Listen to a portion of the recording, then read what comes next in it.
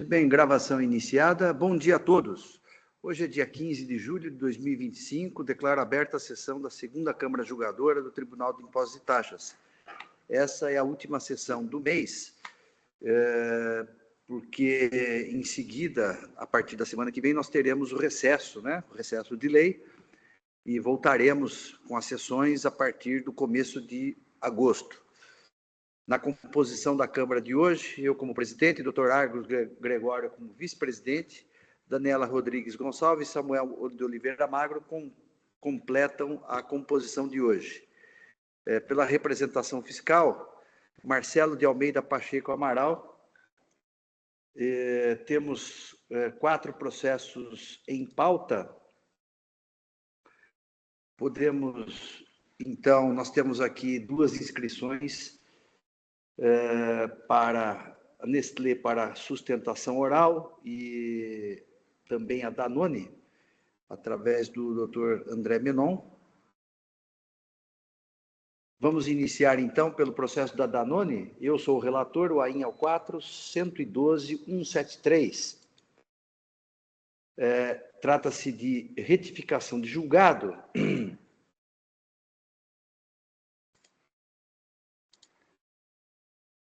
As acusações são 2 acusações fiscais: falta de pagamento de imposto apurado por meio de levantamento fiscal, fundamento do artigo 509 do RICMES. E o item 2 é recebimento de mercadorias sem documentação fiscal, através também de levantamento fiscal. No recurso ordinário, na apreciação do recurso ordinário, o acórdão conheceu em parte do recurso e na parte conhecida deu parcial provimento para reduzir o crédito tributário dos itens 1 e 2, conforme manifestação fiscal de folhas 22.117 a 22.122 e demonstrativos corretivos de folhas 22.123 a 29.509, posteriormente ratificados as folhas 29.789 a 29.791, bem como para afastar os juros em excesso nos termos da súmula 10 do TIC. E ainda, imputando-se o valor de R$ 3.554.388,53 para abatimento da exigência do débito fiscal do item 1, desde que certificado o efetivo recolhimento dos valores pelo núcleo fiscal de cobrança, nos termos do proposto pela autoridade fiscal, as folhas 29.790, item 5, procedendo-se o órgão responsável ao acertamento dos lançamentos fiscais. Então, esse foi o resultado do julgamento. O contribuinte apresentou, além do recurso especial, também esta retificação de julgado, que foi admitida pela presidência, as folhas 34.289. O contribuinte alega erros de fato e omissões no julgado e pede a modificação, né, da decisão proferida pela segunda Câmara Julgadora, no acórdão, retificando, nos termos aqui do pedido da petição, né, de retificação de julgado. Doutor André, eu tenho aqui por praxe, caso queira fazer alguma consideração a respeito da retificação de julgado, embora não haja previsão para sustentação oral, mas eu acho que é de bom alvitre, é um pedido extenso, né? Então, caso queira fazer alguma consideração, por favor. Quero sim, senhor presidente. Bom dia a todos. Pois não. Eu vou ser bastante objetivo aqui com relação à minha fala. Só vou projetar aqui uma apresentação só para ilustrar os pontos que eu vou trazer, tá? Então, como bem relatado, né, trata-se de auto de infração que visa a cobrança de pretensos valores não recolhidos a título de ICMS, em razão de levantamento fiscal, e pretenso recebimento de mercadorias sem documentação fiscal. Quais são os pontos que nos parecem importantes aqui? O primeiro deles é que a gente está falando de uma operação que envolve 3 estabelecimentos, né? O estabelecimento o estabelecimento recorrente e o estabelecimento 2. Como é que ocorre a operação da Danone? A Danone compra produtos de seus fornecedores de qualquer desses 3 estabelecimentos, faz operações de transferências entre eles e realiza a venda dessa mercadoria para os clientes finais. Por que esse ponto é importante? Mais para frente a gente vai verificar que foi destacado apenas o estabelecimento autuado, né, e foi descontextualizada a operação de transferência que existe entre esses estabelecimentos. Então, uma operação que efetivamente ali foi entendida como recebimento de mercadoria sem nota, ou compra de mercadoria sem nota, ou ausência de pagamento de CMS na saída, ela na verdade não ocorre, porque essa operação ela foi tributada por um outro estabelecimento. Então, dito isso, o segundo ponto que me parece bastante importante aqui de trazer é a questão relacionada à apresentação de uma denúncia espontânea. Então, quando a Danone iniciou-se, na verdade, o processo de fiscalização em face da Danone, a Danone apresentou todos os documentos fiscais para a autoridade fiscalizadora ali. Essa autoridade fiscalizadora ficou quase 6 meses, né, sem retornar para a Danone com relação a essa fiscalização. Então, nos termos ali do Código de Contribuinte do Estado de São Paulo, a Danone restabeleceu a espontaneidade, foi lá e apresentou uma denúncia espontânea. Essa denúncia espontânea foi desconsiderada porque 8 dias depois da apresentação da denúncia houve a lavratura do auto de infração. Então, esses 2 pontos me parecem pontos bastante importantes para a gente entrar, de fato, na questão relacionada aos erros. Quando a gente olha para a decisão objeto do recurso de retificação de julgado, a gente verifica que houve aqui uma redução bastante substancial do auto de infração, né, mais de 54%, uma redução ali acima de 60 milhões de reais com relação ao valor do item 1 do auto de infração, e essa redução, ela decorre em razão das provas trazidas dentro do processo, né, inclusive por meio de um laudo da KPMG, que indica que a autoridade lançadora, além, né, de ter desconsiderado as operações de transferência, além de ter desconsiderado a denúncia espontânea, também desconsiderou as unidades de medida comercializadas pela Danone. A autoridade lançadora ela considerou que todas as unidades comercializadas pela Danone se dariam em unidades individualmente consideradas. Desconsiderou a existência de PEC, desconsiderou a existência de CARS, desconsiderou a existência, enfim, de todas as demais unidades de medida. Isso foi trazido ali, né, no recurso pela Danone com alguns exemplos. Foram simplesmente exemplos que foram apresentados pela Danone para subsidiar um pedido de diligência. Esses exemplos, inclusive, eles aparecem também nas folhas da manifestação fazendária, nas folhas 22.120, que é uma tabela com os mesmos códigos, os mesmos SKUs apresentados pela Danone em seu recurso e os mesmos SKUs apresentados no laudo da KPMG.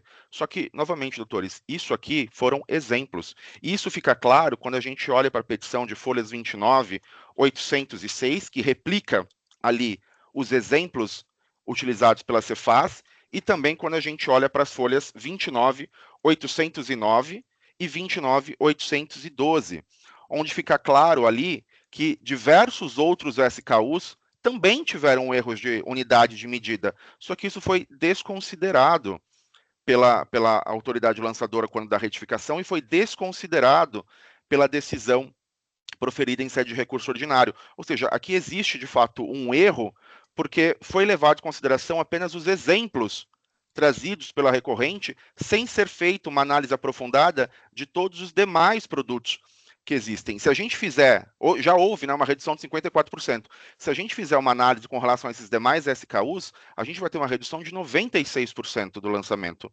Então é um erro bastante gritante aqui. Outro ponto que nos parece importante é a questão do erro com relação ao preço médio.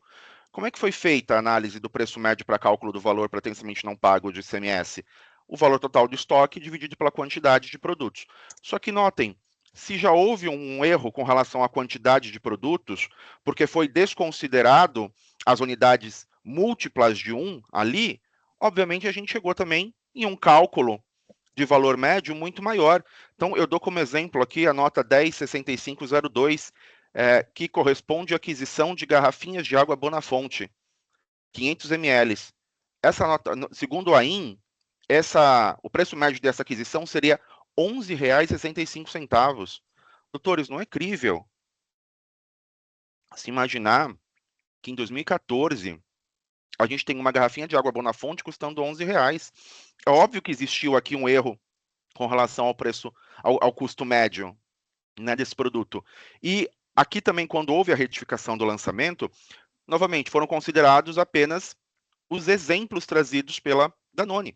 Não foi feita uma análise aprofundada. Então, aqui é um segundo erro que a Danone traz com relação à decisão do recurso ordinário, exatamente porque ela faz o recálculo do preço médio apenas para os exemplos trazidos pelo recurso e não com relação aos demais produtos. E, novamente, eu cito as folhas 29.810 e 29.812, em que fica claro todos os SKUs que não foram objeto de retificação. Está dentro do processo, doutores. A gente não está trazendo um argumento agora, a gente está insistindo em um erro de cálculo que sempre existiu dentro do processo. A Danone, inclusive, trouxe um outro laudo para tentar, né, demonstrar para os senhores aqui que efetivamente esse valor deveria ser reduzido num montante muito superior, porque existiu o erro com relação à quantidade que ocasionou o erro com relação ao preço médio. O terceiro ponto de erro aqui é que foram desconsideradas, como eu mencionei, as operações de transferência. A autoridade lançadora e a decisão recorrida, elas partem do pressuposto que o estabelecimento recorrente adquire e vende. Ela desconsidera essas operações de transferência. A Danone trouxe também no laudo, trouxe provas ali dentro do processo para deixar claro que não existiu uma saída sem nota fiscal, não existiu uma ausência de tributação, porque em um cenário que o estabelecimento A compra 4 unidades, transfere para o estabelecimento B, quando o estabelecimento B dá saída, essas 4 unidades foram objeto de emissão de documento fiscal e correta tributação. Então, desconsiderar as operações de transferência faz com que a gente chegue numa conclusão de saída sem nota, ou compra sem nota, ou ausência de tributação de operações que não ocorreram. Todas as operações da Danone foram corretamente tributadas. Novamente, nós não estamos aqui nos furtando e trazendo argumentos de constitucionais, argumentos de direito. O que nós queremos é efetivamente que as provas do processo sejam analisadas. Se as provas do processo forem analisadas, vai ficar claro que não existe diferença. Nós não queremos precisar levar esse processo para o judiciário. A ideia é que a gente consiga aqui, analisando os laudos, analisando os documentos apresentados, chegar à conclusão que de fato não existem diferenças. E o último ponto de erro aqui é a questão da desconsideração dos ajustes de inventário. Novamente, a fiscalização e a decisão recorrida partem da premissa de que toda a mercadoria que entrou deve ser objeto de saída. Doutores, todas as empresas têm quebras, todas as empresas têm ajuste de inventário. Nós trouxemos os comprovantes de ajuste de inventário, nós trouxemos os comprovantes de perda, nós trouxemos o laudo da KPMG indicando isso também. Né? Não é crível se imaginar que uma garrafinha de água não possa, em algum momento, bater ali, né, estourar, e eu não tenho como vender aquela garrafa de água. Existe uma quebra inerente à atividade da Danone, como existe uma quebra inerente a todas as atividades comerciais. A legislação, inclusive, ela trata de uma quebra inerente ao processo operacional, produtivo, comercial, né? E isso foi desconsiderado aqui nesse julgamento. Então, mais um ponto aqui de erro. Então, após os 4 pontos de erro, eu só tenho um último ponto, que é o ponto de omissão do acórdão. Por quê? Porque quando a gente olha para o acórdão que foi proferido aqui, ele não traz aqui uma indicação de como deve ser feita a imputação com relação ao valor pago, né, da não espontânea de mais de 3,5 milhões de reais. Então, mesmo que seja mantida essa decisão, por mais absurdo que possa parecer para a Danone, mas respeitando aqui, né, o convencimento de cada um, caso seja mantida essa decisão, o fato é que a Danone pagou 3,5 milhões relacionado a operações existentes em 2014 e 2015. Essas operações devem ser expurgadas do lançamento para fins de que seja expurgado também correspondente cálculo de multa e juros. Simplesmente uma imputação para redução do valor cobrado despreza esse cálculo de multa, despreza esse cálculo de juros e faz com que a Danone pague 2 vezes, né, ou pague até um juros de uma multa superior àquela que seria devida.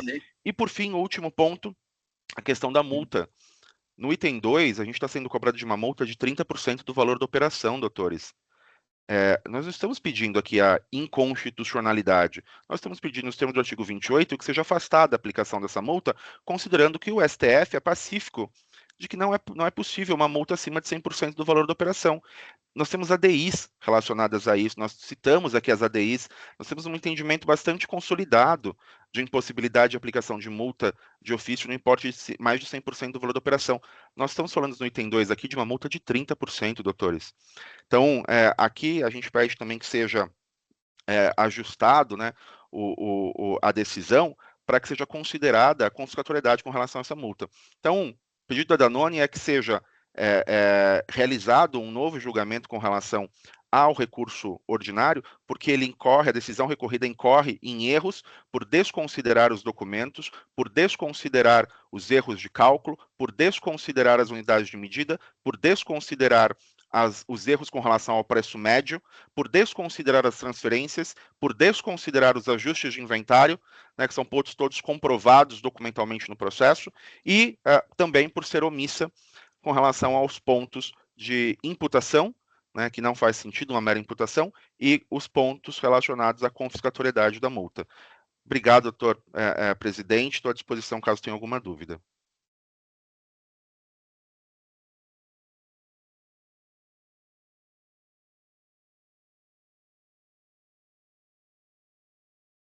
O senhor está no mudo, senhor presidente. Estava com o microfone fechado, desculpe. Obrigado, doutor André. Cumprimento aí pela sustentação oral, pelas colocações e pelos esclarecimentos, que é sempre importante aqui para o convencimento da Câmara. Bom, nós estamos aqui, então, diante de uma retificação de julgado, né? Lembrando que a Câmara, antes de julgar o mérito, já converteu o julgamento em diligência lá atrás, né? Teve aí uma análise dos argumentos, dos documentos, né? Anteriormente. Houve retificação por parte da fiscalização, reduzindo o crédito tributário, né? E aí, então, a Câmara entendeu que o processo estava maduro para julgamento, foi julgado, né? E estamos aqui agora com um recurso especial pendente e a retificação de julgado que vamos apreciar. Então, conforme consta do relatório deste voto, a parte passiva apresentou retificação de julgado alegando erros de fato e omissões no acórdão de folhas 33.916 a 33.931, com fundamento no artigo 15 da Lei 13.457, que prevê os requisitos para o pedido de retificação de julgado. A retificação de julgado nada mais é do que um recurso à disposição das partes que visa corrigir erros, contradições e omissões em decisões proferidas pelo julgador de primeira e segunda instâncias, ou mesmo perante a Câmara Superior. Para tanto, é imprescindível que o interessado demonstre de forma cabal e clara o erro de fato e a incongruência do julgado retificando. No caso em análise, não vislumbra o erro de fato ou premissa falsa, nem omissões, mas sim pretensão consistente na rediscussão do quanto decidido pelo sodalício, inviável nessa restrita via processual administrativa. De plano, registro que a decisão de primeiro grau, assim como o aresto retificando, apreciaram todas as questões de fato e de direito aduzidas pelo contribuinte, tendo sido cumprido o artigo 38 da Lei 13.457. Nesse sentido, destaca o excerto do acórdão ora haver gastado, de folhas 33.911, abro aspas, verifica-se que a decisão de primeiro grau afastou a denúncia espontânea pelos fundamentos de folhas tais, itens 9 a 13. Já com relação aos equívocos ou ilegalidades do trabalho fiscal, o julgador de primeira instância enfrentou as questões envolvendo a apuração quantitativa e o valor do preço médio de maneira adequada, mediante análise das provas dos autos, consoante as asserções de folhas 20.139 a 20.142, itens 14 a 36. A divergência de intelecção não configura erro de premissa nem nulidade da decisão proferida, desde que a decisão seja suficiente para a solução da controvérsia, como ocorre no presente caso. No que tange às questões envolvendo a denúncia espontânea, ou seja, que não teria sido declarada inapta até o momento, sendo irregular a atuação fiscal no curso daquele procedimento, dado que os fundamentos do procedimento da denúncia espontânea e o presente de autoinfração possuem o mesmo fundamento, frise-se que não há erro de fato. O acórdão retificando enfrentou objetivamente a questão no sentido de afastar a denúncia espontânea por 2 fundamentos, porque a decisão de primeiro grau afastou a denúncia espontânea pelos fundamentos de folhas 20.138 a 20.139, itens 9 a 13, inexistindo qualquer nulidade por falta de apreciação ou por premissa falsa, folhas 33.911, e, segundo argumento, tendo em vista que o pedido administrativo for indeferido pela Delegacia Tributária de Jundiaí, folhas 33.994, 33.924, cujo procedimento próprio não suspende nem interrompe a decadência, de tal modo que a lavratura do auto de infração foi legítima força do artigo 142 do CTN. Oportuno destacar o seguinte trecho do acordo retificando as folhas 33.924. Abro aspas. No que tange a denúncia espontânea, infere-se que o pedido administrativo, após minuciosa análise da Delegacia Regional Tributária de Jundiaí, foi indeferido pela autoridade fiscal competente, folhas 20.711, 29.711 e 29.722, ficando prejudicados os argumentos de restabelecimento da denúncia espontânea ou de ilegalidade da lavratura do auto de infração no curso da apreciação do pedido administrativo, lembrando que a construção do crédito tributário é ato vinculado independentemente de outros pedidos administrativos do contribuinte que sejam potencialmente prejudiciais ao crédito tributário, força do artigo 142 do CTN, dado que a decadência não se interrompe nem suspende o lapso temporal. Assim tendo outro órgão fiscal em procedimento próprio proferido decisão indeferido, o direito fundado no artigo 138 do CTN, não cabe a esse Tribunal de Impostos e Taxas anular a referida decisão, de acordo com o artigo 1º e artigo 93.3 da Lei 13.457. Por tais argumentos, rejeito o pedido de nulidade do AIN em razão da denúncia espontânea, ficando prejudicada a alegação de ilegalidade da aplicação de penalidade fiscal em razão da denúncia espontânea. Fecho aspas. Volto ao meu voto. Quanto à omissão do julgado em não determinar expressamente a redução dos juros, em razão da redução do crédito tributário, a alegação não prevalece, deveras o conhecimento, é de conhecimento de que o crédito tributário é composto pelo débito fiscal principal e demais encargos, juros, correção monetária e multa, como, aliás, está estampado no AIN exordial e no DDF. Isto porque a obrigação principal envolverá sempre um pagamento, ou seja, um tributo ou multa previsto em lei. No CTN, há diferença entre conceitos de obrigação tributária e obrigação tributária principal, pois esta última é a espécie do gênero obrigação tributária. Sendo assim, a obrigação tributária tem 2 espécies, que são a principal, como dito, e a acessória. A principal apresenta como prestação dever do pagamento do tributo, ou penalidade pecuniária, multa em dinheiro, e consectários legais. Surge com a ocorrência do fato gerador e extingue-se juntamente com o crédito tributário dela decorrente, artigo 113, parágrafo 1º CTN.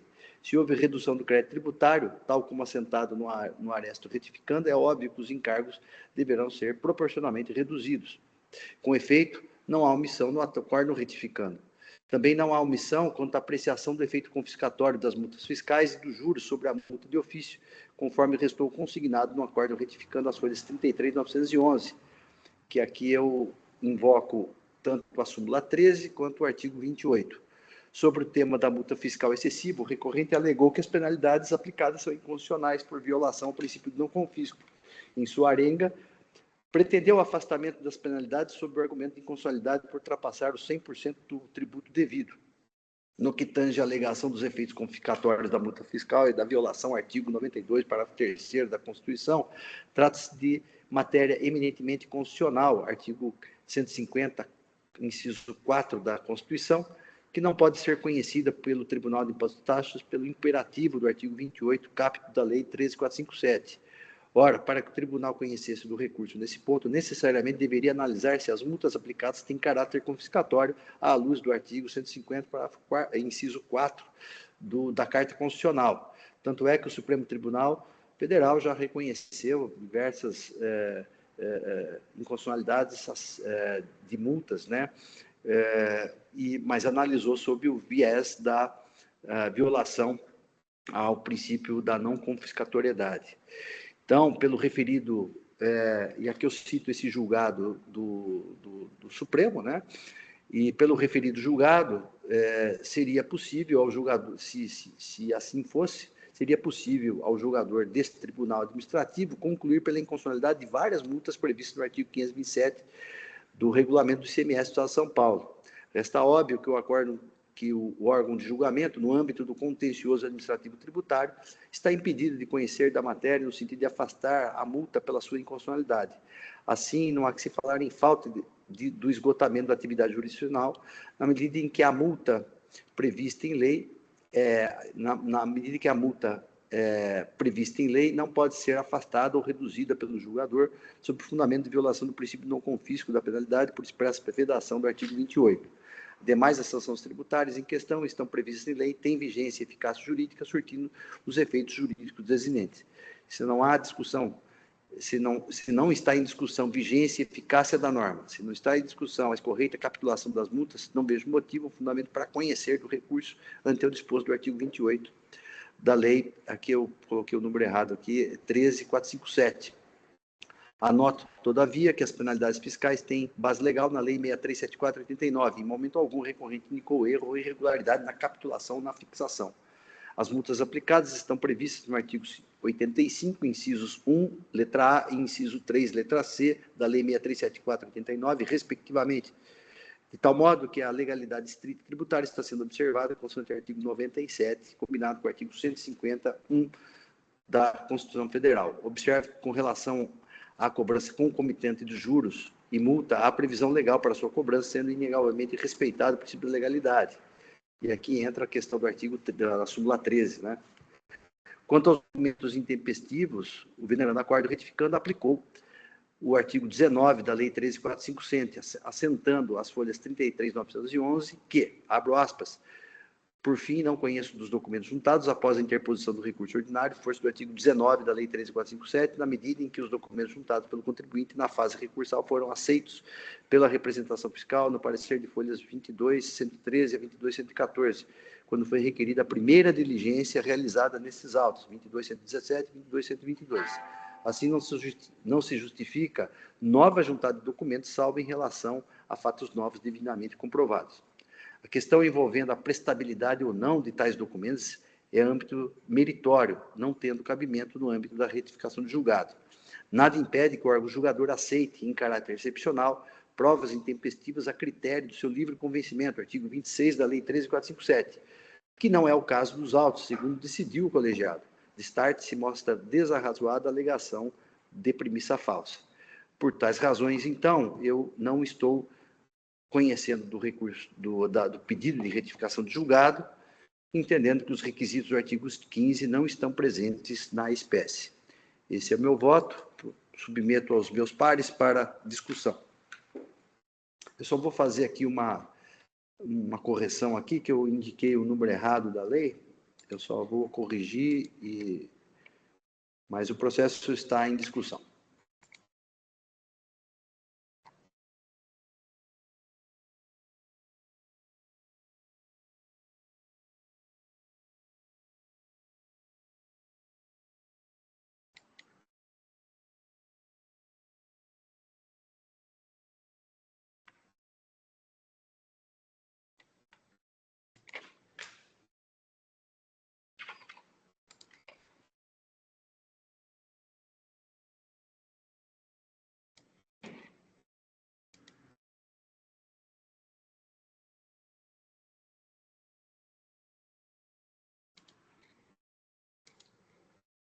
Pronto, já fiz a correção. Muito bem, não havendo inscritos, estou encerrando os debates. Eu peço que os senhores juízes confirmem presença para quórum de votação.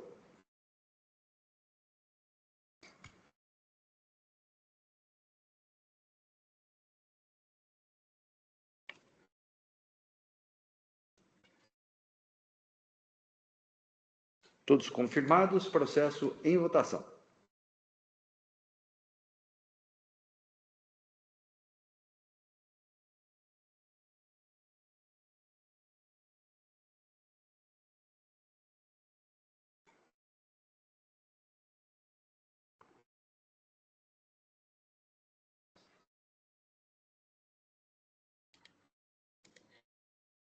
Votação encerrada. Proclamo o resultado do julgamento. Pedido de retificação de julgado não conhecido à unanimidade, nos termos do voto da relatoria.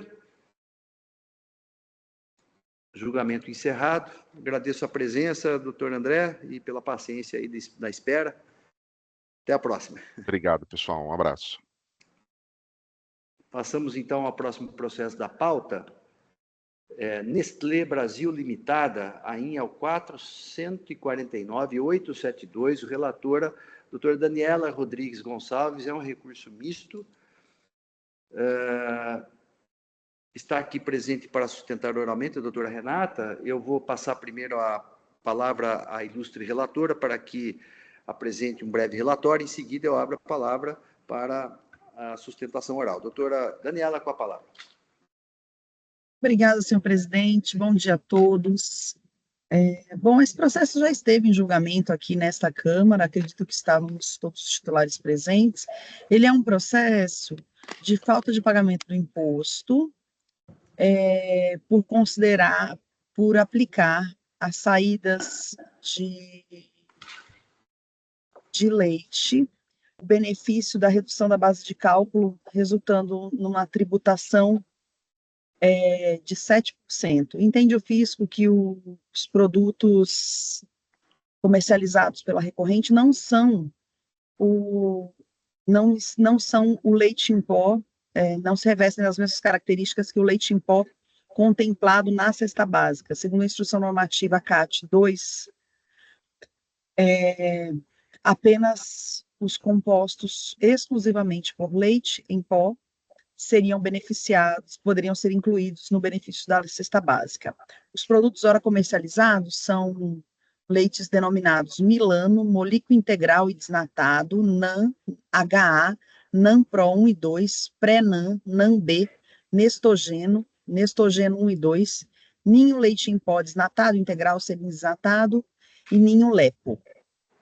Para os produtos NAN das linhas NAN e Nestogeno, o autuado entende que tem razão a fiscalização, eles se classificariam como fórmulas e, portanto, não teriam benefício, e não discute o mérito da acusação para esses itens, discutindo apenas outras questões preliminares, como juros e liquidez da autuação, né, alíquota, essas questões. Para os demais itens, o contribuinte junta laudos e apresenta a documentação para defender a sua tese de que seriam leite em pó e que estariam beneficiados pela redução da base de cálculo para resultar numa carga tributária de 7%. Então, essas são as questões aqui nesses autos postos, apenas a título didático, para explicar, a divisão aqui dos itens 1 a 5, ela não tem a ver com o lapso temporal das operações. As operações aconteceram todas em 2017. O item 1, ele agrupa as operações para destinatários finais. Os itens 2, ele tem a exigência do ICMS próprio em operações onde o destinatário é um adquirente do Simples Nacional. O item 3 tem a exigência do ICMS-SP nas operações em que o destinatário é do Simples Nacional. O 4 é a exigência do ICMS próprio nas operações em que o destinatário é do regime periódico de apuração. E o item 5, a exigência do ICMS-ST nas operações em que o destinatário é do regime periódico de apuração. Assim, ele separa as acusações não por lapso temporal, mas pela forma de cálculo a ser aplicada em cada item. Em sessão de julgamento anterior, nós convertemos o presente feito em julgamento porque havia uma alegação do contribuinte de que não teriam sido consideradas, que foram consideradas como operações destinadas ao usuário final, operações que teriam sido destinadas a revendedores. E isso teria um impacto na forma de cálculo do imposto, porque causaríamos aqui um impacto com a questão da primavera tributária. Ao invés de aplicarmos 18% de alíquota, seria 11%. E aí a conversão em diligência foi para que um laudo apresentado após a apresentação do RO fosse analisado pela representação fiscal, bem como para que o contribuinte trouxesse uma planilha apontando exatamente quais operações entende que a tributação foi calculada de forma indevida, considerando, segundo sua tese, deveria considerar 11%, teria sido considerada 18%. E aí, após realizada a diligência, o processo volta para novo julgamento. O recurso de ofício, ele cuida apenas da questão dos juros, acredito que nós possamos passar por ele sem maiores discussões. Foi aplicada a súmula 10, por oportunidade de julgamento da defesa, e agora já veio o recurso de ofício com pedido de não provimento do apelo. Então, acredito que não temos muito o que discutir com relação ao recurso de ofício, e é um relatório um pouco longo, mas eu acredito que seja importante para se entender a discussão aqui nesses autos. Mas é quanto basta. Obrigado, Daniela. Muito bem esclarecido aí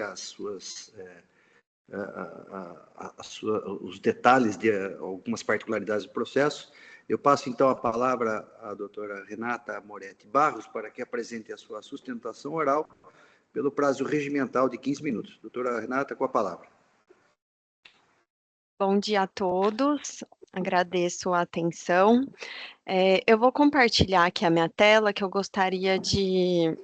Eu preparei aqui alguns slides que eu acho que facilitam um pouquinho a compreensão do caso. Vocês já estão vendo minha tela? Sim.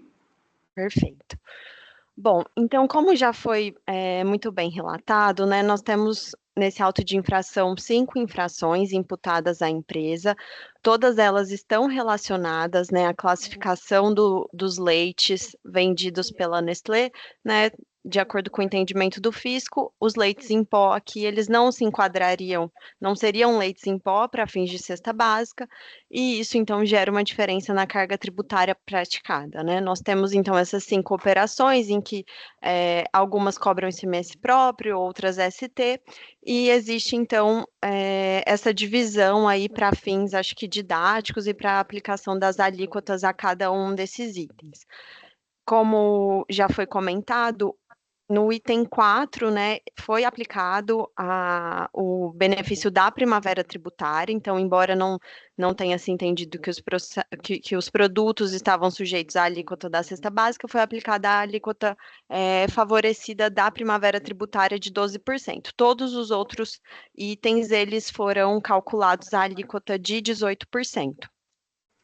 E na nossa defesa, no nosso recurso, nós trouxemos ali um questionamento, um apontamento de nulidade acerca da aplicação dessa alíquota de 18%, porque, de acordo com o auto de infração, essa alíquota está baseada numa presunção de que as mercadorias, né, na maioria dos itens, eles são destinados a consumidores finais e, portanto, não seria aplicável ali a alíquota de 12% da primavera tributária. Esse ponto ele foi objeto de diligência, nós apresentamos ali uma planilha com a indicação de cada uma das operações, dos destinatários, qual deveria ser o tratamento adequado.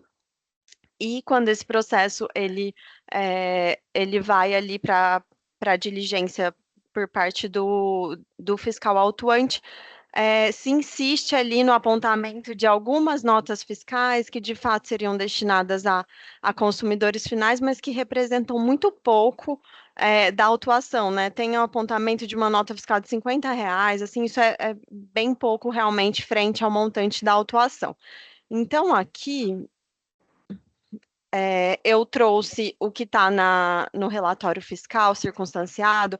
A gente vê que, de fato, os itens 1, 3 e 5, ele está baseado na aplicação, da não aplicação da primavera tributária com base no parágrafo 1º, item 2, a linha B do artigo 39 do anexo 2 do regulamento.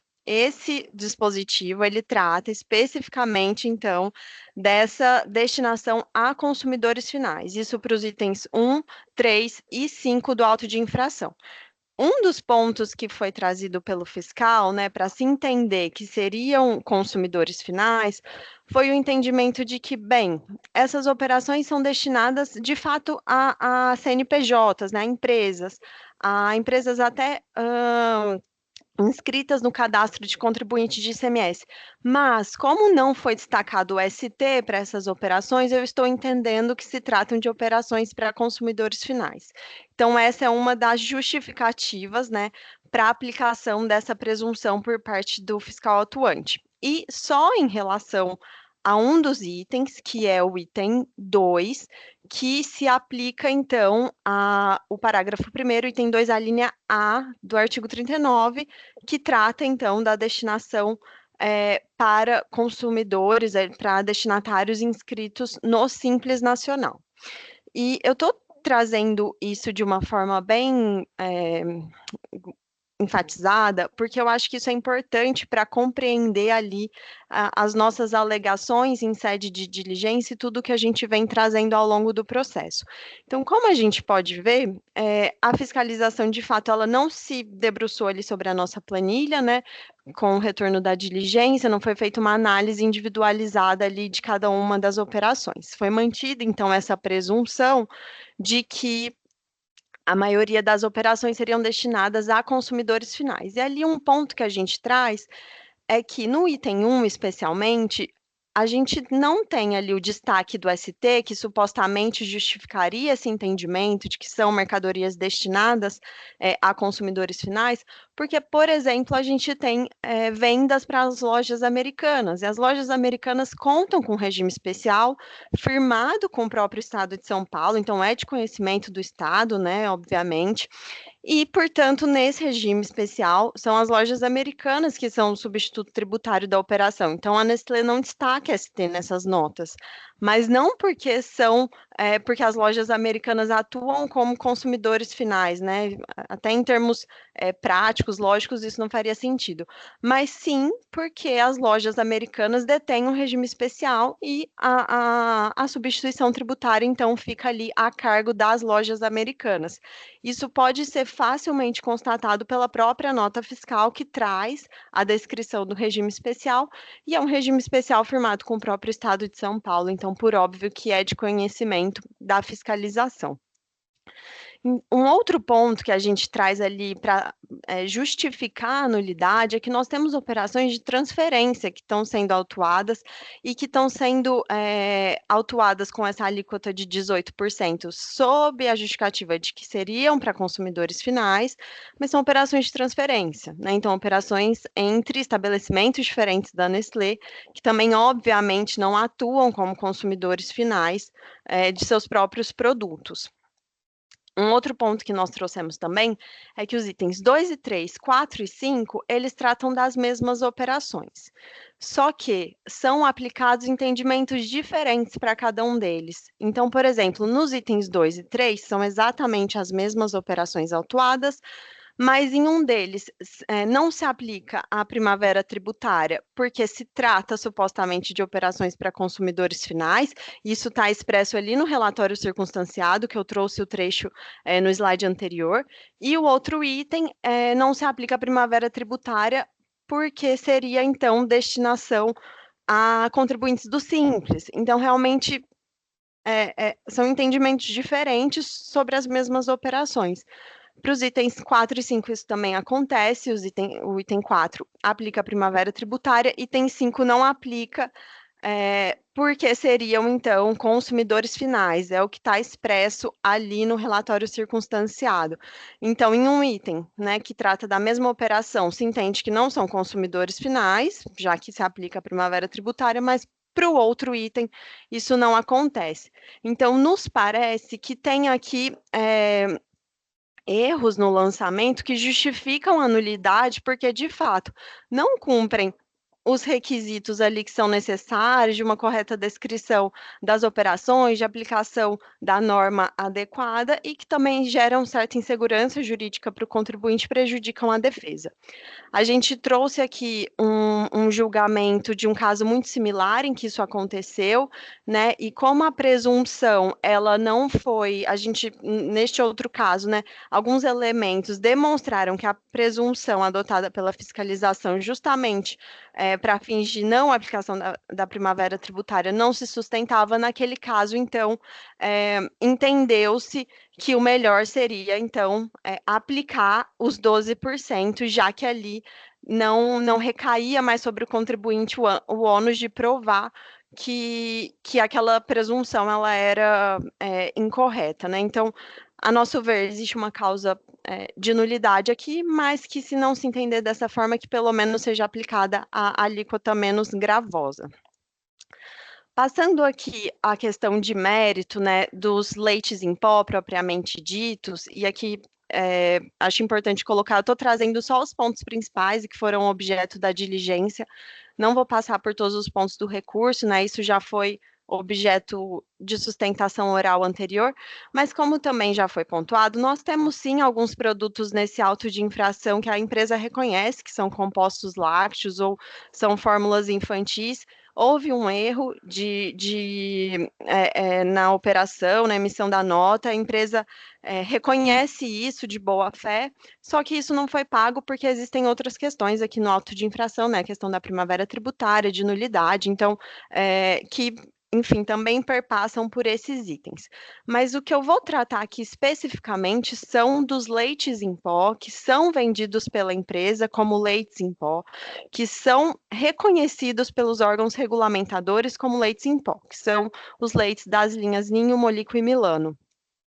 E aí aqui eu trouxe só exemplificamente alguns rótulos para mostrar que o que é leite em pó é vendido como leite em pó, está descrito na lata como leite em pó, e o que não é, também está descrito com o que é correto, né? Composto lácteo, fórmula infantil, alguns itens até tem ali a descrição de que o produto não é leite em pó, tudo seguindo as regulamentações dos órgãos competentes.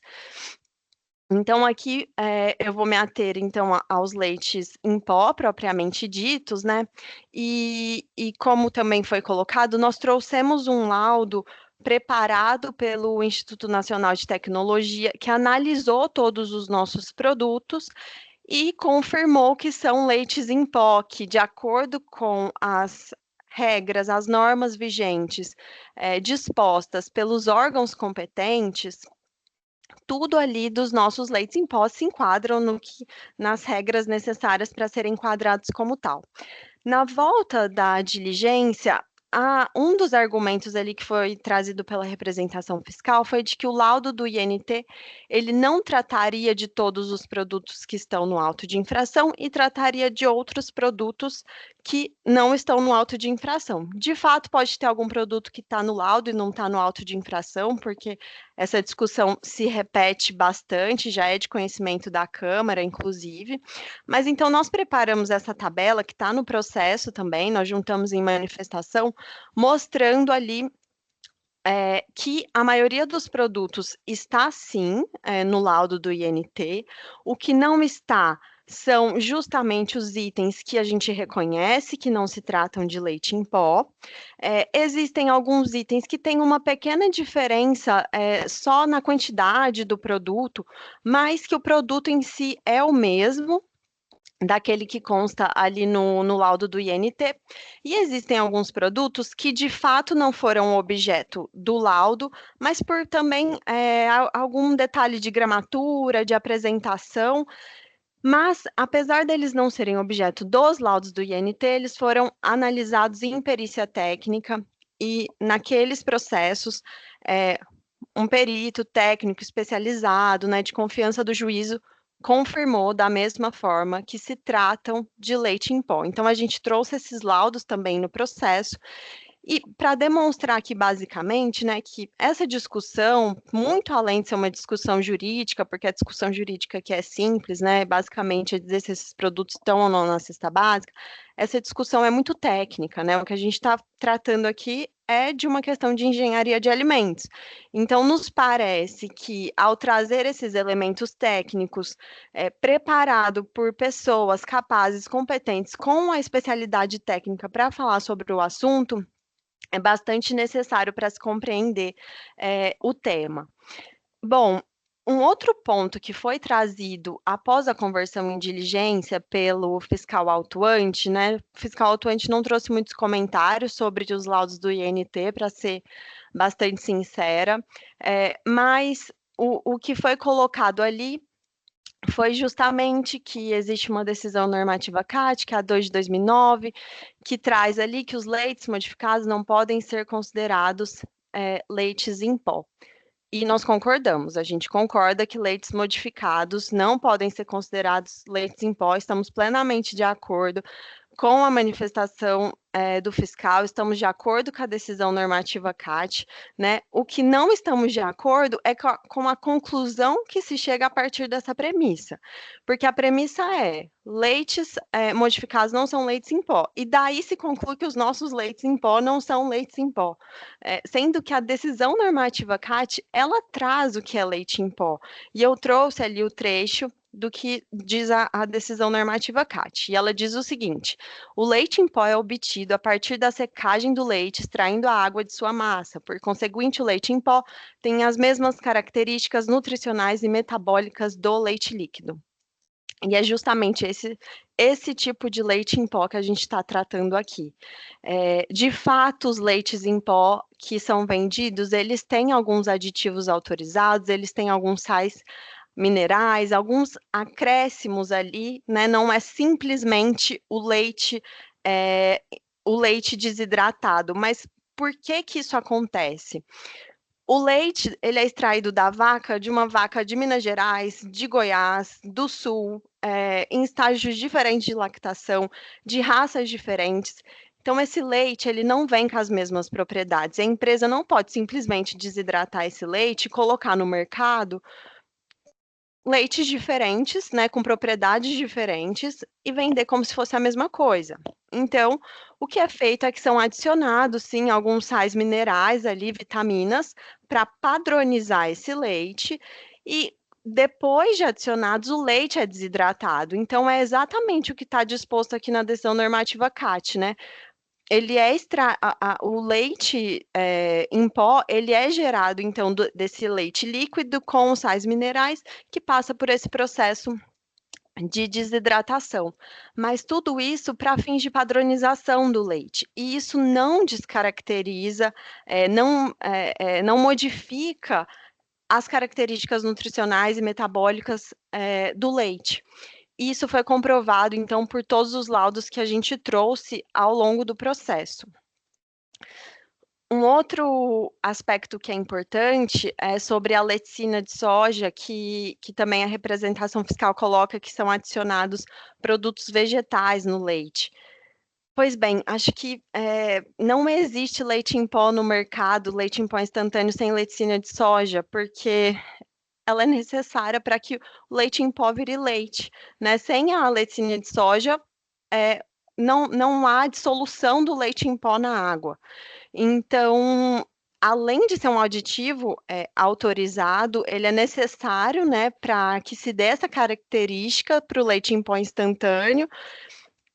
E mais do que isso, né, as normas elas prevêem um limite máximo de quantidade ali que pode ser adicionado desse aditivo, e esse patamar máximo, ele obviamente é respeitado pela empresa. Isso está de novo confirmado pelos laudos do INT ou os laudos do processo judicial.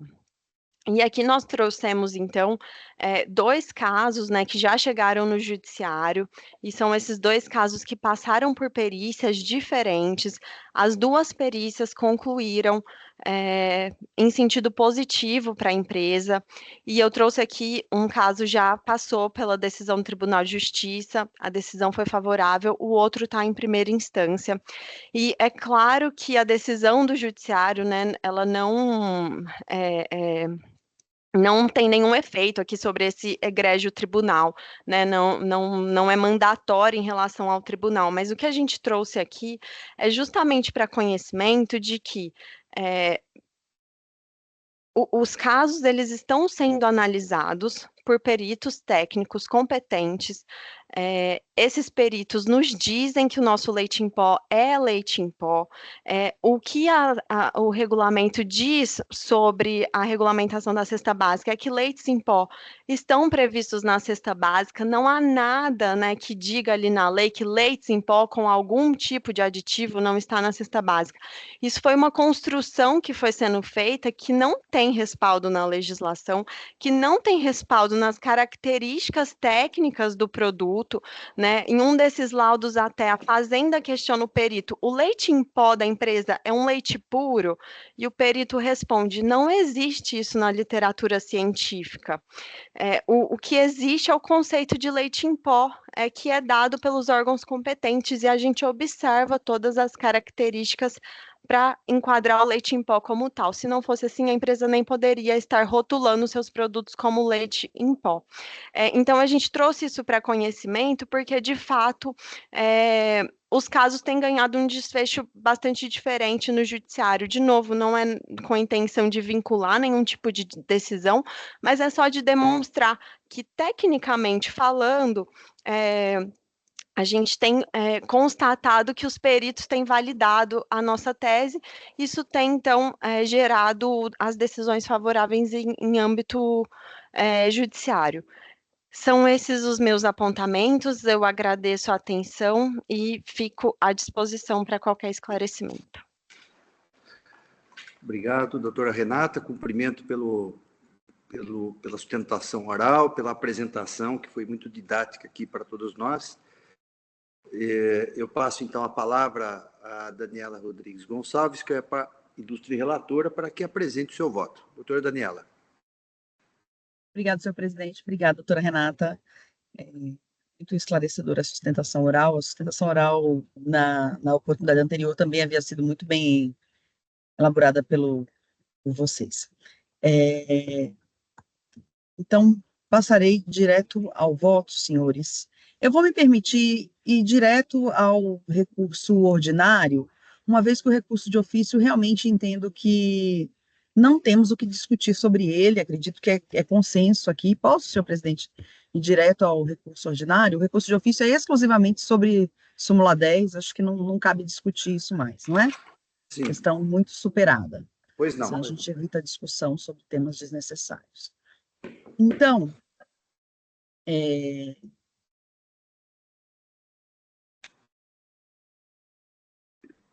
o recurso ordinário.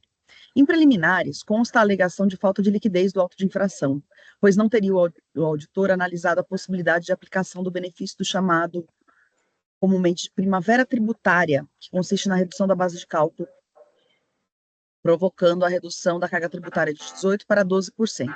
Benesse esta prevista no artigo 39, anexo 2 do RICMES, para saídas com destino a estabelecimentos industriais ou revendedores. Segundo alega,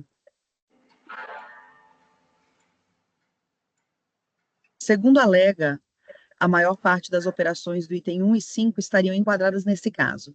De fato, o presente auto de infração é exigido o ICMS da monta de 11%, de modo a complementar o imposto inicialmente lançado nas operações de 7%, até o percentual que entende o auditor ser aplicável para o caso, 18%. A alegação, portanto, é de que o máximo exigível seriam 5%, equivalentes à diferença de 7% para 12%, exigíveis no caso de aplicação da redução da base,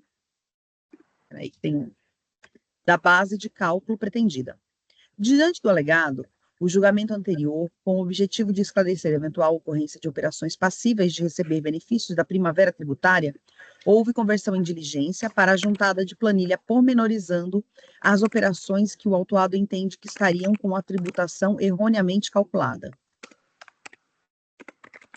Como resultado, houve a juntada da petição e planilhas de folhas 12.127 a 12.171. Em face dos documentos juntados, houve a juntada de parecer do fisco, folhas 12.173 e seguintes, e parecer da douta representação fiscal. Em seguida, assim entendo cumprida a diligência. Após detida análise do tema, entendo que não há que se falar em falta de liquidez do presente feito. As operações do item 1 foram consideradas operações destinadas aos adquirentes finais em função da forma como o recorrente emitiu os documentos fiscais. Explico. As mercadorias vendidas pela recorrente estão sujeitas ao regime de substituição tributária previsto no artigo 113-W do RICMES, sempre que destinadas à revenda. Assim sendo, as operações com as mercadorias objeto da presente autuação têm saídas sem destaque e recolhimento do ICMS-ST antecipado, exclusivamente quando destinados a consumidor final. Sendo certo, todas as operações destinadas à revenda, obrigatoriamente, se enquadram no regime de substituição tributária. Não houve presunção de que as operações seriam destinadas a consumidor final. Houve o entendimento de que a informação constante do documento fiscal corresponde à realidade dos fatos e, sempre que não constou o ICMS-ST destacado, a operação foi enquadrada no item 1 da acusação. Neste sentido, a manifestação do fiscal de folhas 12.178. E aí eu transcrevo aqui o trecho da manifestação fiscal, são os itens 11, 12, 13 da manifestação, vou poupá-los da leitura, mas é basicamente o que já citei, não é? E destaco, então, que não há nos autos qualquer alegação no sentido de que tais documentos teriam sido emitidos com erro ou qualquer provas da sua correção, né? Teriam sido feitos ajustes. Motivo pelo qual é de se considerar corretas as operações a que se referem, assim cuidam de saídas com destino ao consumidor final. Ainda esclareço que o contribuinte adquirente de parte das mercadorias que alegadamente possuiriam regime especial para deslocar o substituto tributário, é de se considerar que o regime especial se afigura como um benefício concedido àquela empresa, e a norma que institui a benesse da primavera tributária veda a fruição do benefício em concomitância com qualquer outro benefício, assim correta a fórmula de cálculo adotada. Quanto ao pedido de aplicação de redução da base de cálculo para operações do item 5 da acusação, é de se considerar que a norma que concede o benefício pleiteado, artigo 39, anexo 2 do RICMES, prevê que o mesmo é aplicável exclusivamente ao cálculo do ICMS incidente sobre as operações próprias. E, uma vez, e uma única vez, ou seja, na saída do distribuidor ou do industrializador com destino ao revendedor, sendo as saídas subsequentes realizadas com a tributação regular. Vejamos. E aí aqui eu transcrevi o artigo 39 e destaquei tanto a parte onde ele cita que não incide a redução da base de cálculo nas saídas destinadas a consumidor final, como o item 3, que não poderá ser acumulada com qualquer outro benefício fiscal, que seria o caso lá das vendas para as lojas americanas. Assim sendo, uma vez que o item 5 contém exigência relativa ao ICMS-ST, não há que se acolher às alegações de erro. Andou bem o fisco ao calcular o tributo, a carga tributária de 18%. Equivoca-se o recorrente ao alegar que o fisco não aplicou o benefício, pois teria considerado que as operações seriam destinadas a consumidor final. O fisco não aplicou o benefício, não aplicou qualquer redução por entender que o imposto exigível por substituição tributária não se enquadra nos critérios previstos na legislação para a redução da base de cálculo.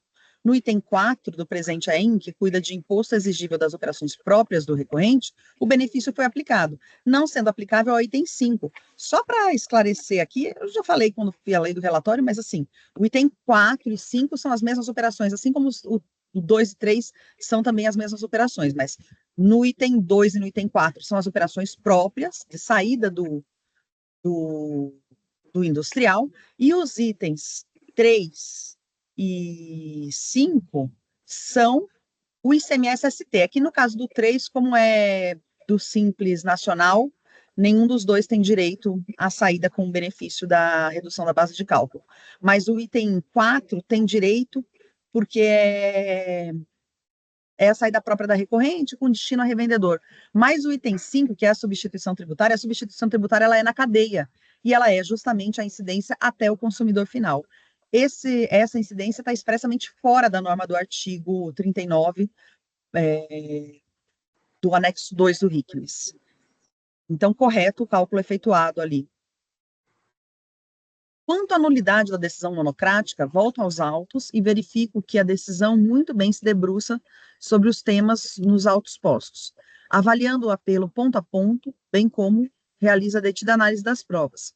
Quer me parecer uma decisão muito cuidadosa e consciente. Ademais, o apelo não aponta precisamente qual alegação teria deixado de ser analisada pelo julgador monocrático, cuidando, portanto, de alegação imprecisa, não sendo possível identificar a alegação, a que alegação está, este inconformismo se refere, tenho que ajustar. Este inconformismo se refere.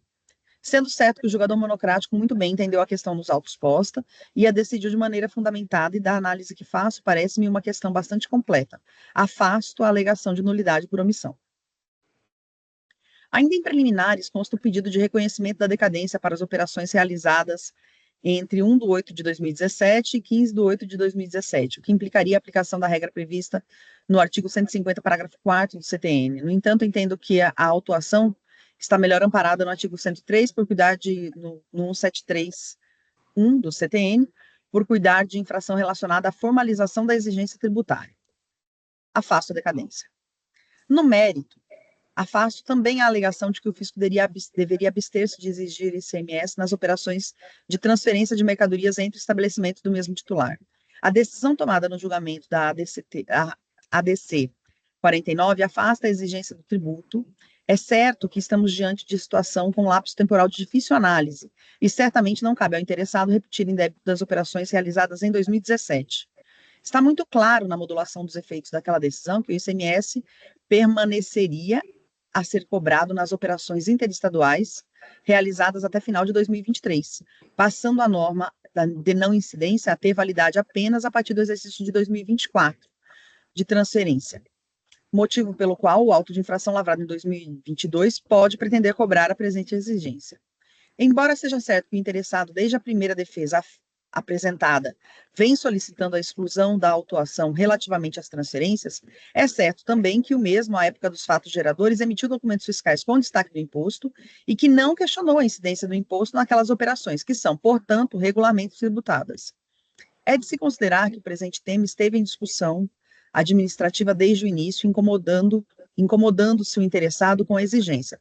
Porém, é certo ainda que a decisão que modulou os efeitos da inconstitucionalidade reconhece o direito exclusivamente àqueles que discutiram o tema antecipadamente, a abril de 2021, realizando verdadeira homologação com relação às transferências até o final do exercício financeiro de 2023. Diante do exposto, mantenho a exigência.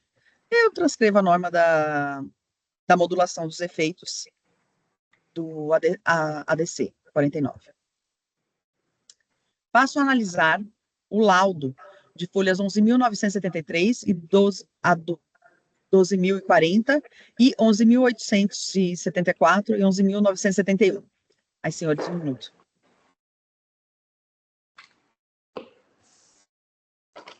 Emitido pelo Instituto Nacional de Tecnologia, INT. Da leitura do bem elaborado documento, entendo que o mesmo, por meio de observação e descrição dos processos industriais da autuada, acaba por corroborar a tese da fiscalização, de que os produtos comercializados possuem outros ingredientes. Vejamos. No item 24, páginas 11.884, ele cita aqui, na sequência, é composto o perfil dos leites Molico e Milano, com a adição de ingredientes lácteos e não lácteos, correspondentes à partida montada anteriormente. O processo ocorre através de um sistema automatizado. No item 34, para o produto ninho orgânico, ocorre a adição de lecitina de soja fluida, por meio do bombeamento para um bico central à câmara diretamente do produto que está sendo pulverizado. No quadro de folhas 11.903, temos que o leite em pó orgânico possui 0,3% de lecitina de soja. O leite em pó desnatado possui 100% de leite desnatado. Ao contrário do afirmado pela douta patrona na sua análise, na sua sustentação oral, de que não existe leite em pó apenas com leite em pó, existe, consta do laudo da própria interessada, mas esse produto não foi objeto de autuação pelo fisco, porque trata-se de leite em pó, 100% leite em pó, como consta do laudo por ela juntado. 3. O molículo leite em pó desnatado, total cálcio, possui 4,59% de outros componentes que não leite desnatado, mix de vitaminas, magnésio, cálcio, etc. O Milano leite em pó desnatado é composto por 5,9% de mix de vitaminas, magnésio, cálcio. Diante do exposto, diferente do pretendido pelo recorrente, resta claro que os produtos ninho, leite em pó integral e orgânico, molículo leite em pó desnatado, total cálcio, Milano leite em pó desnatado, possuem componentes adicionais, além do leite de vaca. Não socorrem ao interessado as alegações sobre a permissão dos órgãos reguladores de alimentos para a inclusão de aditivos ao leite em pó.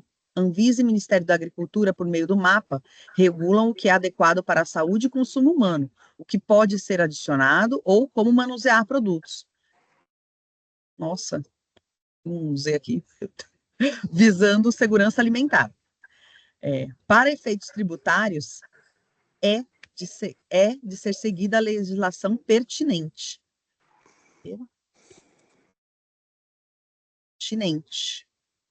No caso concreto.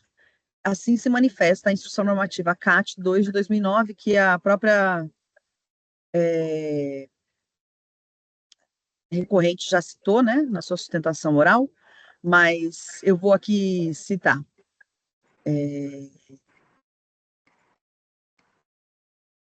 Eu transcrevi novamente, tá? Então, assim, tendo em vista que a norma do inciso 2 do artigo 3 do anexo 2 do RICM se refere-se expressamente a leite em pó, deve ser entendido como leite em pó o produto de origem animal, conhecido pelo público em geral simplesmente como leite em pó, adquirido nos supermercados e congêneres. Após o encerramento da diligência, veio novamente a autuada aos autos, agora com outro laudo produzido desta feita no âmbito judicial, elaborado para instruir o processo 107.456-45 de 2021. Destaco, nesta oportunidade, que entendo por inaceitável a esta altura o contribuinte seguir juntando novos documentos, mormente porque, observando as datas dos documentos, constato que os mesmos já estavam devidamente elaborados e em sua posse quanto da juntada dos documentos anteriores aos autos.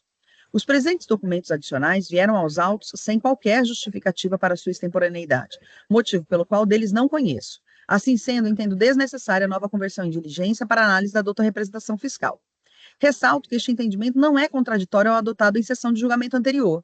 Ocorre que a busca da verdade material e o entendimento adotado por esta relatora de que a busca da verdade material deve ser fundamento norteador do processo contencioso administrativo não pode ser usado como meio de manobra para protelar julgamentos. A hora apresentação do laudo judicial, o hora apresentado laudo judicial era de conhecimento e propriedade da interessada já quando da apresentação do recurso ordinário, bem como por oportunidade da diligência realizada para a juntada de planilha anterior. No entanto, o recorrente entendeu por bem juntar o documento aos autos apenas após encerrado, inclusive o prazo para manifestação da representação fiscal. Após diligências, impedindo a igualdade de partes, considerar a possibilidade de nova diligência macularia o princípio da celeridade processual, bem como abre um precedente de juntada interminável de documentos, não posso com isso concordar. No entanto, caso meus pares entendam pela necessidade de conhecimento do documento, me adianto em analisá-lo. Destacando que o mesmo não serve para provar o pretendido pelo recorrente. No laudo foram analisados produtos que já estavam incluídos no laudo anterior e um produto chamado Ninho Lepo, de código PRL 800P700, sendo que o objeto da autuação é Ninho Lepo, código PRL 400P360-BR. Alega a recorrente que as mercadorias, embora com denominações diferentes, possuem os mesmos ingredientes. No entanto, entendo que é de conhecimento do homem médio, difundido na sociedade, de que tratando-se de alimentos, não basta possuir os mesmos ingredientes para que uma preparação seja idêntica à outra. As diferenças nas proporções de ingredientes em uma composição, receita, bem como o método de processamento, podem resultar em produtos diferentes. Trazendo para a realidade da pessoa comum, juntando farinha de trigo, açúcar, manteiga, ovo, fermento, podemos produzir bolo, panqueca, waffle, entre outras receitas, baseadas apenas nas proporções e procedimentos sejam distintos para o caso a caso. O laudo do produto com os mesmos ingredientes não pode fazer prova em relação ao outro. Juntar tomate, orégano, sal, cebola, vinagre pode resultar em molho, vinagrete ou salada, bastando novamente que sejam preparados e mesclados em cortes e proporções distintas. Ora, se em um ambiente doméstico podemos produzir distintos alimentos com os mesmos ingredientes, não há motivos para acreditar que em um ambiente industrial o simples fato de estarmos diante da mesma lista de ingredientes nos coloque diante do mesmo produto. O documento apresentado é bastante detalhado, no entanto, faz referência a normas de saúde e segurança alimentar, como já dito, embora sejam ótimas para definir diretrizes sobre a adequação e classificação dos alimentos para consumo humano, não são diretrizes para novas tributárias, podendo ser usadas apenas supletivamente e apenas em situação em que a legislação tributária seja omissa. No caso concreto, entendo que a Instrução Normativa CAT 2 de 2009 muito bem regulou o tema no que diz respeito à tributação de produtos da cesta básica pelo Fisco Paulista, incluindo neste benefício exclusivamente produtos compostos por leite em pó sem aditivos. No mais, é de se destacar que o laudo, muito embora se empenhe em pontuar que os produtos não são fórmula infantil ou mesmo leite modificado, também não foi capaz de concluir que os produtos seriam efetivamente leite em pó. Vejamos. QR7, né, é o questionamento do recorrente, número 7, feito ao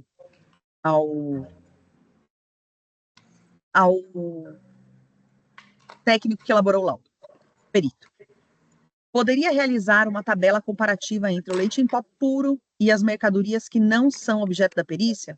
Quais ingredientes foram adicionados às mesmas, objeto da perícia, ao leite puro? Seria possível destacar o percentual e proporção de cada ingrediente?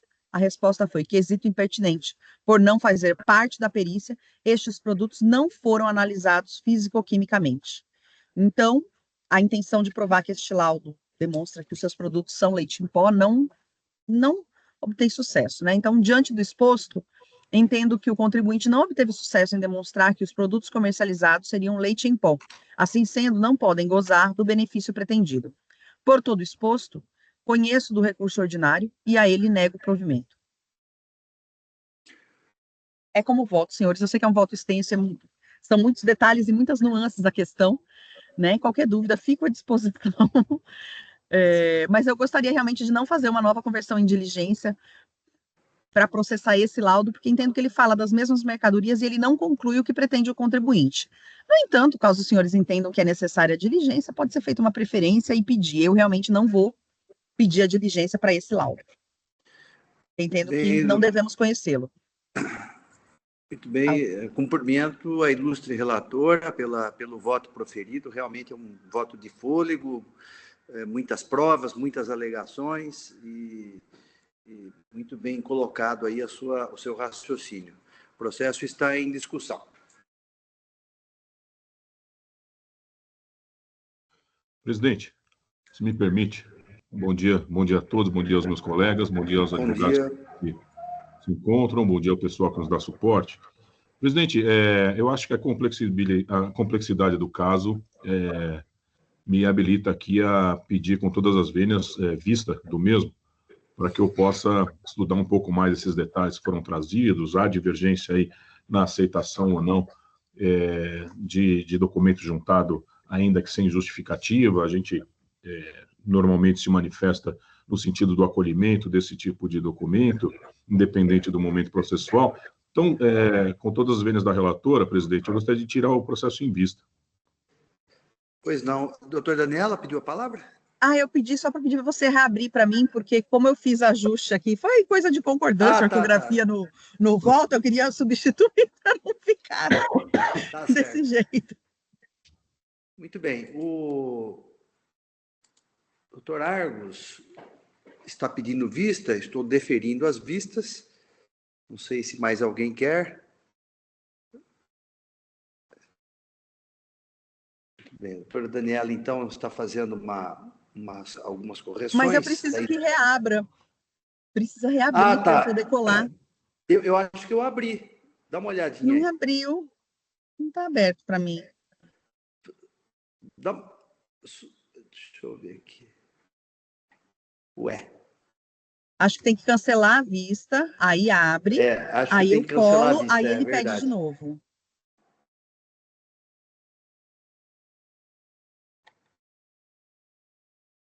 O processo é muito complexo, eu acho que merece realmente uma vista, uma segunda análise. Eu cancelei as vistas, mas não apareceu aqui a opção aqui para habilitar. Porque eu já tinha clicado em habilitar para...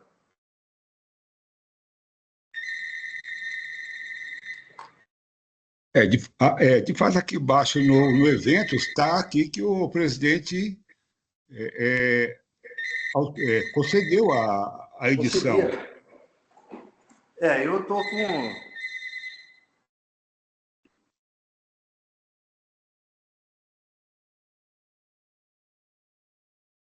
Aqui está aparecendo para mim que eu concedi a edição. Daniela, será que estava no mesmo processo aí? Será que você não está em outro processo, não? Não, eu estava no processo certo, sim. Já juntei lá o voto novo. O que acontece é que, enquanto estava com a vista autorizada, o botão estava sem eu conseguir clicar. Quando ele cancelou a vista, eu consegui clicar no botão, entendeu? Ah, deu certo agora, então? Agora deu, já está certinho, pode seguir.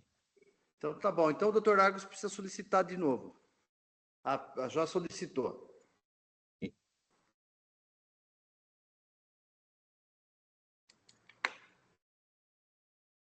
Muito bem. Então, o doutor Argos pediu vista dos autos. Então, o processo, doutora Renata, sai em vista para o doutor Argos, vice-presidente, para melhor analisar o processo. Ok?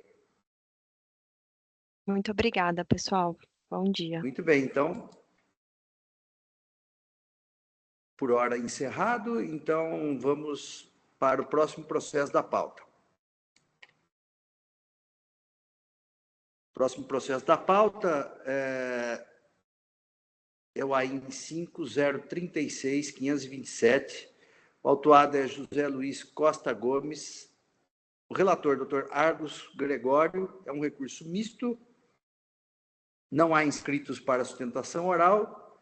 Passo, então, a palavra ao ilustre relator para apresentar o seu voto. Muito bem, presidente. Obrigado. Eu vou rapidamente ler aqui as acusações e passo, se me permitir, ao voto.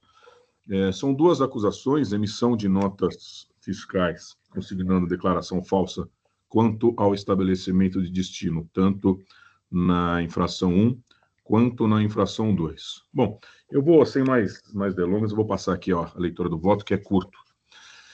Antes mesmo de adentrar a quaisquer considerações sobre o mérito do presente AIN, entendo existirem dúvidas nos presentes autos que demandam o esclarecimento a ser prestado, em colaboração, pela douta Procuradoria do Estado. Acuso os representantes desde já, rendo minhas homenagens. Justifico.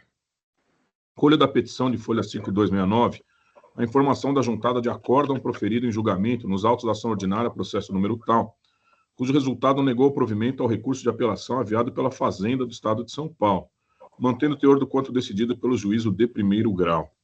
Trago a colação quanto exposto pelo responsável Jansante, comércio atacadista de cereais, as folhas 5269. Eu vou ler aqui para que fique claro. O acórdão confirma integralmente a sentença, julgando totalmente procedentes os pedidos lá formulados pela hora impugnante Jansante, determinando a nulidade de todo o procedimento em seu nascedouro ou os atos de fiscalização iniciados em 28/6/22, o que faz determinar a nulidade de todos os demais atos, inclusive este auto de infração. Assim, com o reconhecimento judicial em segunda instância da nulidade de todo o procedimento, o auto de infração deve ser cancelado, por se baseia em procedimento ilícito e em provas obtidas de forma ilícita. Fecho aspas. Pois bem, extraio dos presentes autos em relação ao presente AIN, desde o relato circunstanciado, folhas 8, no trecho origem do trabalho, que, entre aspas, o presente trabalho fiscal foi autorizado pela ordem de serviço OSF 07007-149, está as folhas 23, por meio da qual foi enviada a notificação inicial, outra OSF, folhas 24, para a lavratura deste AIN. Na mesma esteira, trago a colação o excerto extraído do relatório de informações fiscais, de folha 111, cujo teor é que copio. Diante dessas informações, a empresa Jansante foi alvo de diligência efetuada em 28/6/22, oportunidade que foram apreendidos documentos físicos e digitais confirmando-se a fraude. Finalmente, reputo oportuno transcrever relato constante da petição inicial da ação ordinária, processo número tal, levado ao Poder Judiciário do Estado de São Paulo. Copio aqui o relato da petição inicial do processo no Judiciário, apenas para esclarecer aqui que se trata justamente de insurgência contra a fiscalização que se deu na manhã do dia 28/6/22, tal, o que culminou aqui na lavratura deste AIN. Pondero. É incontroverso que o presente expediente administrativo teve como origem a ordem de serviço fiscal 07007-149, bem como seus desdobramentos. Restou igualmente em controvérsia a realização da diligência dada aos 28 de 6 e 22 referida acima, cuja validade foi enfrentada pelas decisões judiciais proferidas em primeiro e segundo graus pelo Poder Judiciário Paulista, o qual determinou a nulidade dos atos administrativos e determinou a devolução do material apreendido. Diante de tal realidade, ha havido questionamento da validade dos atos administrativos, que culminaram na lavratura do presente AIM, bem como o pronunciamento do Poder Judiciário acerca de tal validade, entendo que o presente AIM não esteja maduro para julgamento. Isso porque reputo mais que necessário o envio desses autos à Procuradoria-Geral do Estado, PGE, para que essa, em colaboração, se pronuncie de modo objetivo acerca dos pontos abaixo aduzidos. A. Informe o atual andamento processual em que se encontra a apelação civil número tal e consequente ação original, mormente a ocorrência do trânsito em julgado do quanto decidido pelo TJ no voto 12072, ou a interposição de recurso cabível por iniciativa de qualquer das partes, e, se o caso, os seus desdobramentos processuais. B. Se manifeste conclusivamente acerca do alcance junto ao presente AIM do quanto decidido pelo TJ junto à apelação tal, dado que foi mantido o teor da sentença dada em sede de primeiro grau, que considerou nulos os atos administrativos iniciados com a OSF 07-007-149, e se tal nulidade se estende aos demais atos dela decorrentes. C. Informe-se o quanto decidido pelo TJ em seja nulidade parcial ou total das provas elaboradas pelo fisco, consoante referido pelo julgador tributário junto ao item 33 de sua decisão, das folhas 5121. E, em caso positivo, se tal nulidade total ou parcial, invalida o presente auto de infração. D. Aponte a aplicabilidade imediata ou não do quanto já decidido pelo Poder Judiciário, ainda que tramite eventuais recursos aos tribunais superiores. Isso porque não tem efeito suspensivo, todo mundo sabe. E.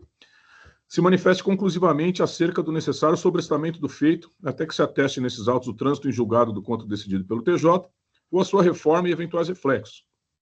E se a existência da matéria comum entre a defesa administrativa e o que foi pleiteado na ação judicial número tal, em concreto, obsta a análise da matéria nesse expediente nos termos dos parágrafos 1º e 2º do artigo 30 da Lei 13.457, em face da prevalência da decisão judicial prevista no artigo 5º, inciso 35 da Constituição. Ad cautelam, diante dos questionamentos de ordem processual acima pontuados, submeto à apreciação de meus pares a proposta de conversão do presente julgamento em diligência, determinando o encaminhamento desses autos à Procuradoria do Estado para que, em regime de colaboração, se posicione sobre as alíneas A até E acima enumeradas. Após retornem os autos a este egresso do Tribunal de Impostos e Taxas, desse vista as partes nos termos do decreto 54.486 e do regimento deste Tribunal de Impostos e Taxas, para em seguida virem os autos municiados das informações que reputam imprescindíveis para que se alcance a maturidade processual para o seu julgamento. É como voto. Portanto, presidente, temos aí uma ação judicial correndo. Quando da decisão de primeiro grau, já havia decisão do judiciário em primeiro grau também.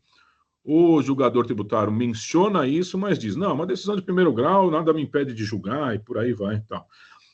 A parte apresentou petição, dizendo, olha, tivemos aí a confirmação do TJ, mantendo os termos da decisão de primeiro grau. Qual foi a decisão? Decisão que anulou os atos administrativos iniciados com aquela fiscalização. Portanto, a proposta converte-se o julgamento em diligência para a PGE para que ela se pronuncie sobre os pontos ali que eu trouxe, os efeitos da decisão, se está transitado em julgado, se não está, questão do efeito do não efeito suspensivo de eventual recurso especial e por aí vai. Eu acho que é de bom tom aqui ouvirmos a Procuradoria, presidente. Essa é a minha proposta de voto. Muito bem, doutor Largos. Muito claro aí o seu voto, as suas ponderações, né, com proposta de conversão em diligência em face de decisão de segundo grau aí do Tribunal de Justiça. A informação é essa que veio aos autos. O processo está em discussão. Senhor presidente, a representação fiscal gostaria de se manifestar. Pois não, Marcelo. Só para trazer um contexto dessas autuações, estão vindo muitas autuações exatamente desse assunto. São inúmeros produtores rurais que venderam para destinatários inexistentes por intermédio da Giansante. Tá? Estão começando a chegar inúmeras autuações iguais. Tá? A Giansante, que é o solidário, entrou no judiciário contra a Operação Impacto, ocorrida no né, ali conforme o relator explicou. Contudo, já tivemos algumas, por exemplo, 3 semanas atrás, nós tivemos já 2 decisões na 6ª Câmara em que foi mantido o auto de infração nesse mesmo momento, já com a petição apresentada pelo contribuinte, já foi 2 autos de infração que foram mantidos. Na DTJ de Bauru, também já tivemos diversos autos de infrações também mantidos já nessa mesma situação. A representação fiscal vem entendendo que há existência dos PCNs, tá? Em que os destinatários foram verificados que não existiam, a existência dos PCNs e que há prova suficiente para manutenção da autuação. E é isso que a gente vem pleiteando, né? Que os autos sejam mantidos, porque o destinatário inidôneo já estaria comprovado com os PCNs, com os diversos PCNs que estão sendo juntados. E considerando sempre que vai começar a chegar no TIT diversas autuações exatamente disso, de diversos produtores rurais que estão sendo autuados nessa mesma situação. É isso. Obrigado, Marcelo, pela representação fiscal. O processo continua em discussão.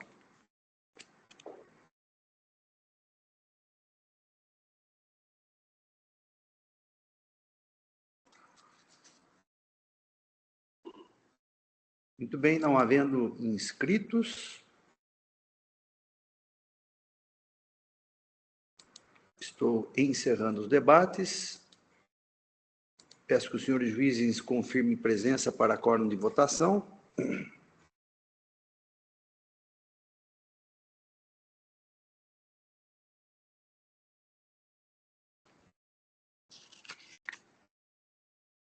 Todos confirmados, processo em votação.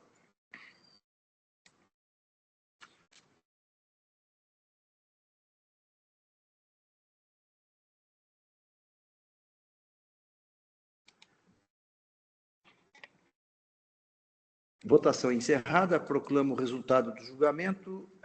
À unanimidade, prevaleceu aqui o voto do ilustre relator, convertendo o julgamento em diligência.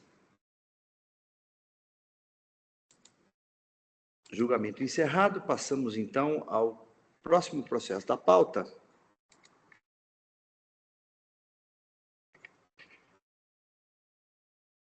Reflete Indústria e Comércio de Equipamentos para Iluminação Limitado, AIN é o 5051791, relator Samuel de Oliveira Magra, é um recurso ordinário. Não há inscritos para sustentação oral, então eu passo a palavra ao ilustre relator para proferir o seu voto. Doutor Samuel, com a palavra. Obrigado, senhor presidente. Inicialmente, bom dia a todos os presentes, participantes da sessão. Eu vou, como você já tem conhecimento do meu voto, como não contribuinte não está presente, eu vou apenas resumir o voto, né? Porque acho que ele é o suficiente. São 2 acusações, senhor presidente. A primeira é acusada de deixar de pagar o ICMS em determinado período, por não haver escriturado regularmente na EFD as notas fiscais eletrônicas de sua própria emissão, né? Referente a operações tributadas. E o item 2 também é de falta de pagamento de ICMS, decorrente de entrega de GIAs com indicação do valor de imposto recolher em importância inferior escriturado no livro fiscal destinado na EFD, né? No RAICS da EFD. Essas são as 2 acusações. O contribuinte, ele não é que ele não questiona, ele questiona a questão do fato do imposto, mas ele não questiona o fato, né, as irregularidades de escrituração, né? Ele fala, olha, foi um erro sistêmico que me levou a isso daí, né? E então aí ele pede o cancelamento daí. Bom, o caso aqui, a particularidade dele, que ainda que eu fosse, né, e isso está no meu voto, né, que eu vou só resumindo, ainda que houvesse, fosse caso do erro sistêmico, é um caso particular aqui que ele foi notificado pelo fisco, né, no âmbito do programa Nos Conformes. O fisco já havia identificado esse problema e ele foi notificado do problema e o fisco deu para ele o prazo de 60 dias para ele resolver o problema, né? Transcorrido o prazo sem que ele resolvesse o problema, então aí o fisco autuou, né? Identificando aí a falta de pagamento do imposto. Aí ele vem eu falo, olha, eu transmiti a GIA, mas ela foi recusada, assim, ela foi recusada, e lá, quando foi recusada, ela falava claramente, né, por que foi recusada, porque havia uma inconsistência entre os valores da GIA e os da EFD, né? Então, era óbvio, né, isso estava explícito lá no recibo da recusa, né, que ele teria que corrigir também a EFD, né, não bastaria corrigir a GIA. Então, eu faço esse argumento, né? E também, né, não foi atrás, né? Só olha, foi recusada, mas também não foi atrás de tentar descobrir qual foi o problema, né? Embora já estivesse citado o problema, né? Explicitamente colocado o problema, ele também não se mexeu para corrigir e tentar enviar novamente as GIAs. Bom, aí ele coloca aí com a questão de que ele tinha saldo credor, né? E aí eu coloco, olha, a questão do saldo credor, que, na verdade, a representação fiscal questiona o saldo credor, que também o saldo credor apareceu do nada, né? Ele foi lançado lá do nada na coisa, mas, independentemente de qualquer coisa, aqui já é a jurisprudência pacífica da Câmara Superior, de que o saldo credor ele não tem... ou aí não serve para compensação de eventuais créditos que ele tenha, né? Então, eu coloco no meu voto, olha, de fato, a lei só deu relevância para o saldo credor para cobrança de juros de mora. E isso já foi considerado lá da feitura lá do DDF, né? E cito também aqui essa decisão da Câmara Superior, que não é possível, então, que é irrelevante a existência do saldo credor aqui no AIM. Com relação aos juros de mora, já foi aplicada aqui a taxa Selic, né? Ele faz uma conta, né, de Selic, compara e deu uma diferença de 1%, que exatamente essa diferença é devido àquele, nos meses, né, na fração de mês, a lei determina que seja de 1%.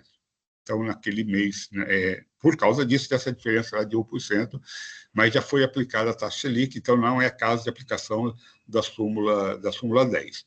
Aplico a súmula 13, que ele discute lá aquela questão da base de cálculo da multa, né? Então, aplico a 13. Caráter confiscatório eu afasto com os argumentos que vocês já conhecem. Afasto também a aplicação do 507A, porque há a exigência do imposto, né? Ele também ele cita aqui o 529 do RICMES, né? Que permitiria aí o saneamento de irregularidades sem a penalidade, mas o 509 fala, olha, isso tem que ser antes de qualquer ação fiscal, né? No caso aqui, aqui aconteceu o contrário. Além de ela não ter feito antes da ação fiscal, aconteceu o contrário, né, que ele deveria procurar o fisco antes de qualquer ação fiscal. Aqui foi o contrário. O fisco procurou antes de qualquer ação fiscal e, ainda assim, ele não corrigiu o problema para o qual ele foi alertado, né? E aqui ele pede aqui a realização de diligência, eu afasto também esse pedido de diligência, porque coloquei uma prerrogativa aqui do órgão de julgamento para sanar dúvidas. Não tem dúvida nenhuma com relação a esse processo, as provas estão colocadas, de maneira que eu indefiro. Então, com isso, eu afasto aqui todos os argumentos do contribuinte e nego o provimento ao recurso ordinário. Aí eu fico à disposição, então, da Câmara, qualquer dúvida, qualquer questionamento que haja. É isso, senhor presidente. Obrigado. Obrigado, doutor Samuel. A proposta do Samuel é de conhecimento integral, negando o provimento ao recurso, entendendo aí que as infrações estão configuradas. O processo está em discussão.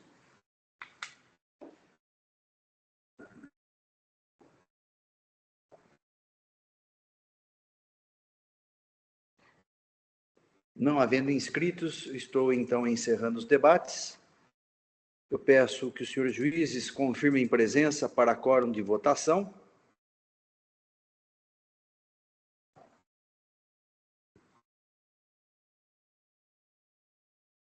Todos confirmados, processo em votação.